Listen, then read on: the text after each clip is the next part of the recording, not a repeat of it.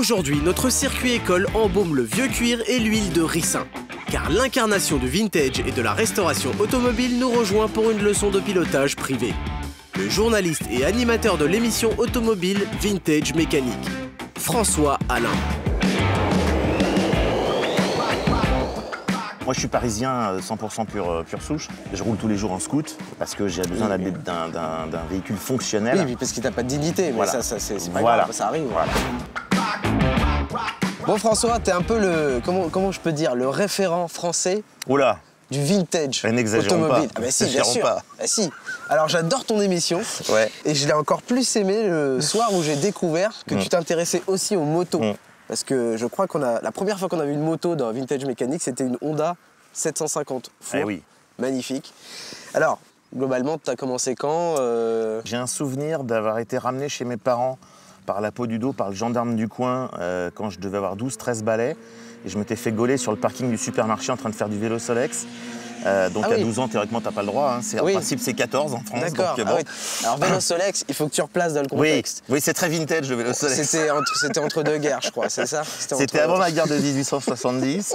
Et le deuxième souvenir, c'est quand j'ai passé le permis bécane. Écoute, comme beaucoup de gens de notre génération, je comptais les jours pour avoir 18 ans. Et donc, je suis quand même allé passer le permis avec la XT500 que je venais d'acheter. J'ai garé juste avant le centre de... Ah oui, pour pas qu'il te voie. Voilà, pour pas qu'il voie. Et une fois que le mec m'a filé le carton rose, j'ai pris la XT. Merci, salut. Génial, c'est du génie. C'est génial. Ouais, mais faut pas dire ça parce que c'est pas politiquement correct. Mais bon, voilà. Il y a prescription aujourd'hui. Voilà, on peut le raconter. La XT500, c'était ma première bécane. Bon, comme tout le monde, j'ai toujours une marque. J'ai toujours une petite marque sur le tibia. Alors, j'aimais bien l'enduro aussi. J'ai eu des PE de chez Suzuki, donc des petits enduros de temps qui étaient vachement sympas. Donc PE 175, PE 250. Ah ouais, ça devait marcher. Le 250, j'en ai toujours un au fond de la cave chez mes parents, pièces détachées depuis 20 ans, qui attend qu'un jour je me décide à le remonter. En bécane normale, entre guillemets usuelle, j'ai dû avoir, comme beaucoup de monde, j'ai eu un Transalp, qui a été une moto, évidemment, un utilitaire formidable parce que c'est une moto increvable. Le tire-fesse absolu. Ouais, mais c'était une super moto. Elle est encore quelque part chez moi dans un coin en train super de pourrir. Bécane. Tu jettes rien, toi? C'est un peu ça. Je suis assez conservateur. Incapable de te débarrasser d'une moto. J'ai beaucoup de mal. J'ai beaucoup de mal de me débarrasser des bécanes. Donc j'ai eu un TT600. J'ai eu un XR600 que j'ai toujours et que je suis en train de faire restaurer. Ça y est, j'ai enfin pris le taureau par les cornes, donc XR600. Et puis alors, dans les bécanes plus balades, plus tranquilles, j'ai eu, j'ai toujours un XS650. Yam, donc qui était vraiment oui, une espèce de custom en fait. C'était un peu l'anglaise, la japonaise, bizarre, look anglais. En fait, on a eu énormément. Ouais. Est-ce que tu as des petites anecdotes croustillantes, des petites chutes, des blessures, des frayeurs à moto à nous raconter Comme tout le monde, ouais, bien sûr, j'ai eu 2-3 trucs un peu rigolos. Enfin, rigolos entre guillemets. Je dis rigolo, c'est pas drôle du tout d'ailleurs, mais. C'est quoi? Premier accident, c'était justement avec mon PE 175. J'ai fait un coma d'une journée. Et je ne savais pas où j'étais, pourquoi j'étais là, qu'est-ce que j'avais fait. Ah oui, d'accord. Donc on m'a raconté, en fait, il y a un piéton qui a traversé en courant, au feu vert, entre deux bagnoles, sans regarder. Au dernier moment, je me suis déporté et je me suis pris la caisse qui arrivait en face dans l'autre sens. Voilà. Ouais, d'accord. Donc aujourd'hui, tu es là pour, on va dire... Moi, je suis un petit motard, je suis un apprenti motard. Je suis un motard pépère, moi. Vu la liste de motos que tu m'as sortie et le fait qu'en plus, tu fasses de l'enduro, tu as des vraies notions d'équilibre sur une moto. Donc, je t'ai pris pour ton défi une Honda CBR 650R. Alors, elle n'a de CBR que le nom. C'est une moto d'homme, attends, c'est trop puissant pour moi. Mais ça. Non, ça fait quoi, 90 chevaux? 95. Oh putain. Donc aujourd'hui, le défi est double. Ouais. Soit poser le genou sur le driving center. Je peux pas avoir une extension du genou pour être sûr que ça touche? Ça va, t'as des jambes de 12 mètres, tu veux les miennes. Soit mettre une certaine quantité d'angle. D'accord. Bah écoute, on va aller découvrir ta moto. Ça marche. Allez, dis ce que t'en penses. Alors, voyons la bête. Oh ouais. CBR 650R. Et t'appelles pas ça une sportive? Ah non. Donc tu vas me dire que c'est une moto pépère, quoi, quasiment. On a rarement 6 pépères. Ah ok. Ah non, je t'assure. Donc voilà, 4 cylindres en ligne, 650 cm3, 6 vitesses, ABS, anti-patinage. Oh la vache. L'avantage, c'est que c'est une Honda et tu connais les Honda. C'est vrai, c'est une Facilité, marque sympa. équilibre, excellent châssis. C'est des motos très rassurantes. Monte dessus. Allez, zou. Parce que t'es quand même pas un petit gabarit, toi. Hein. La position, comment tu te sens? Parce que je t'ai pris un truc pas trop sur l'avant non plus, tu vois. Ouais. C'est des demi-guidons, mais comme Écoute, tu peux ça a le l'air voir, pas mal, ouais. ils sont rehaussés, ils sont pas super bas. Bah écoute, t'es pas mal. Ça hein. fait tellement longtemps que je suis pas monté sur une vraie bécane, si tu veux, que bon. Tu sais quoi? Ouais. Ce que je te propose aujourd'hui, comme on a affaire à quelqu'un quand même qui gère la moto, Ouais. je vais faire quelques tours du circuit. Tu montes Ouais. derrière moi. D'accord. Et ensuite, on passe direct sur la grosse avec toi. D'accord. Ça te va? Ok. Allez, on s'équipe et puis Bon. c'est le moment, il faut y aller là. François est venu se frotter au défi Highside. Le but? Apprendre à négocier un virage comme le font les pilotes professionnels, avec le genou qui racle le sol en courbe. Mais d'abord, nous voilà partis pour quelques tours de reconnaissance de la piste. Ça permet à François de se familiariser avec le tracé et avec les positions que réclame le pilotage d'une moto. Je vais t'habituer à être mobile, parce que afin que moi je puisse piloter ma moto avec toi derrière, tu dois toi aussi être mobile. Ah ouais. Par exemple, là je suis dans un virage à droite. Ouais. Tu dois ouvrir ta jambe droite D'accord. et lâcher la main droite. D'accord. Voilà, t'as compris. Il faut vraiment que tu te sentes à l'aise. Ok. Tu vois, tu respires, tu souffles, pas d'apnée. Tu relaxes les muscles, tu te détends. Corde tardive, c'est bien, t'as été réactif là, très bien. Est-ce que tout va bien? Écoute, pour l'instant ça va. Je suis en phase d'observation. T'as une appréhension? D'observation. Ah, d'accord. Notre chasseur d'antiquité est flegmatique. Ça veut donc dire qu'il n'est pas impressionné par cet environnement. On va donc accélérer le rythme.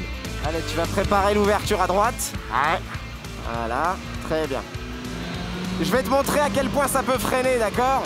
Mais t'inquiète pas, tu risques rien. Hein.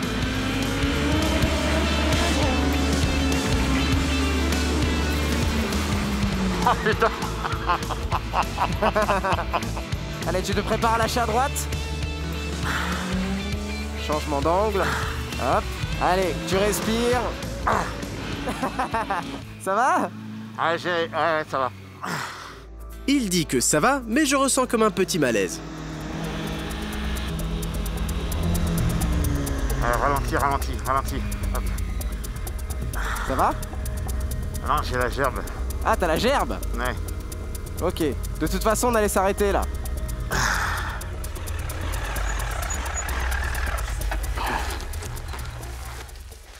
Je te pète la gueule tout de suite. Ça t'a collé la gerbe, vraiment? Un petit peu, ouais. Sur quoi? Sur les changements d'angle? Ouais, c'est plus ça. Alors, c'est pas du tout la vitesse, tout ça, j'adore. C'est plus, le balancement auquel.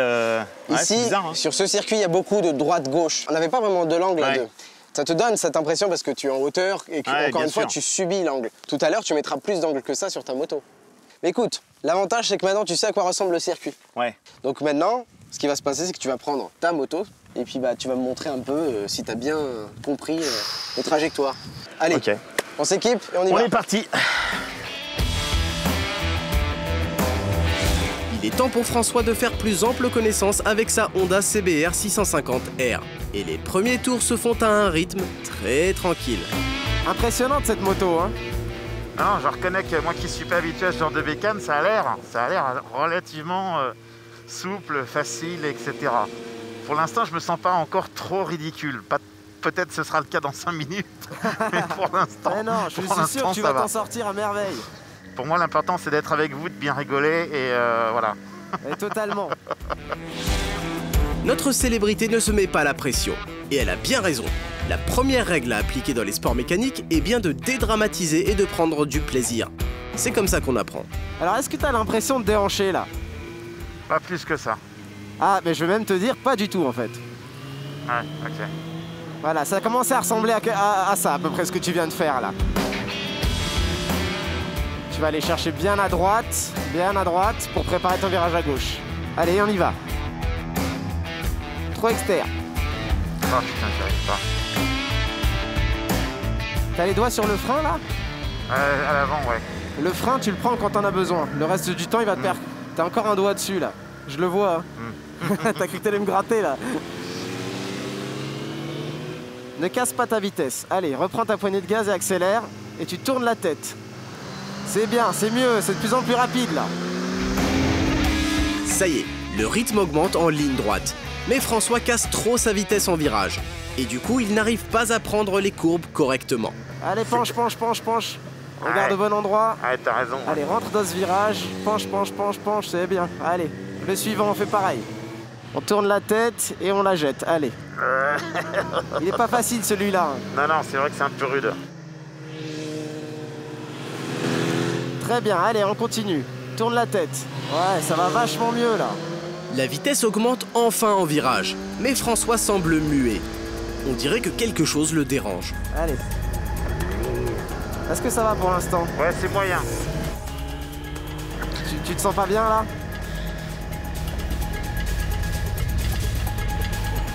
Ça va? Visiblement, nous avons un petit problème à évacuer. Ça va mieux? Ah putain, je suis désolé. Mais non, mais on s'en fout, mec. Écoute, c'est une première. Le ridicule ne tue pas. Ah non, bah non, sinon... Ce qui me rassure déjà, c'est que ça venait pas de mon pilotage pendant le duo. Non. Et c'est bien un sale truc que t'as bouffé. Ouais, bah tu vois, j'ai retrouvé des couleurs, ça y est. Ça va mieux là. J'étais blanc comme ton panneau tout à l'heure, là maintenant ça va mieux. Voilà. Bon, tu sais comment ça se finit en général, cette partie de l'émission? Bah pour moi, ça va sûrement se finir mal. On est censé mesurer ta performance. Oh putain. Malheureusement, à cause du petit vomito improvisé, Vomito. on n'a pas de genoux. Non, Bon, bah non. mais on va voir combien d'angles t'as pris. D'accord. Ok. Je dis quoi? Je Tiens, dis. bah, combien tu dirais? Allez, 25. 43 degrés d'angle. Ah ouais. 43. Alors, ah quand même. le degré qui te fait basculer de moyen top Oh putain. à top. Moi top. C'est absolument vrai, je te garantis. Et étant donné que tu es dans les tops, là tu gagnes Je gagne quoi? la coupe en titane à Side. Ton amitié? Non, ça tu l'as éternellement. L'authentique. Alors c'est fait à la main au Japon ça. D'accord. Je me fous pas de ta gueule. Non, tu te fous pas de ma gueule. Alors moi non plus, je me fous pas de ta gueule. Je t'ai amené un petit souvenir. Qu'est-ce que c'est? C'est un livre que j'ai édité il y a quelques années. D'accord. Périphérique mon amour. Donc ça permet de voir le périphérique sous un autre angle. François, merci d'être venu. On sent que ça t'a pris dans les tripes, tu vois. Ah bah On sent que ça c'est t'a- tu vois. au propre et au figuré. Ah ouais. oui, Donc ne jamais manger n'importe quoi avant de venir chez Hightside.